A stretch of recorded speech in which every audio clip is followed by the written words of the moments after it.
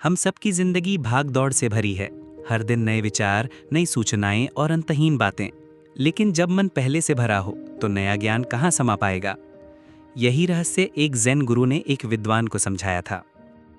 बहुत समय पहले एक प्रसिद्ध विश्वविद्यालय के प्रोफेसर एक ज़ेन गुरु के पास पहुंचे। वे बहुत ज्ञानवान थे, दर्शन और विज्ञान की अनगिनत किताबें पढ़ चुके थे। लेकिन भीतर कहीं उन्हें लगता था कि अभी भी कुछ कमी है। गुरु से मिलकर वे ज़ेन का रहस्य जानना चाहते थे। गुरु शांत कमरे में बैठे थे।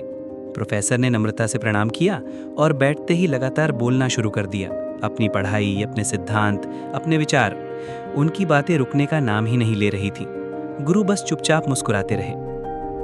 कुछ देर बाद गुरु ने चाय बनाने के लिए केतली उठाई। उन्होंने एक कप निकाला और धीरे धीरे उसमें चाय डालना शुरू किया।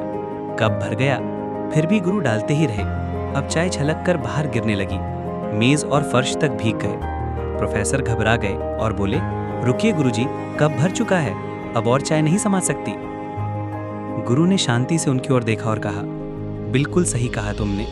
तुम्हारा मन भी इसी कप की तरह भरा हुआ है, अपने विचारों, अपने ज्ञान और अपने अहंकार से। जब तक तुम अपने भीतर जगह खाली नहीं करोगे, नया ज्ञान तुम्हारे भीतर कैसे आ पाएगा। ये सुनकर प्रोफेसर का चेहरा गंभीर हो गया।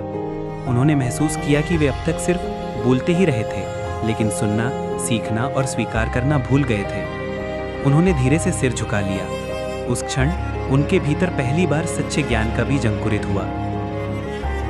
दोस्तों, यही बात हमारी जिंदगी पर भी लागू होती है। जब तक हम अपने अहंकार और पुराने विचारों से चिपके रहते हैं, हम कुछ नया नहीं सीख पाते।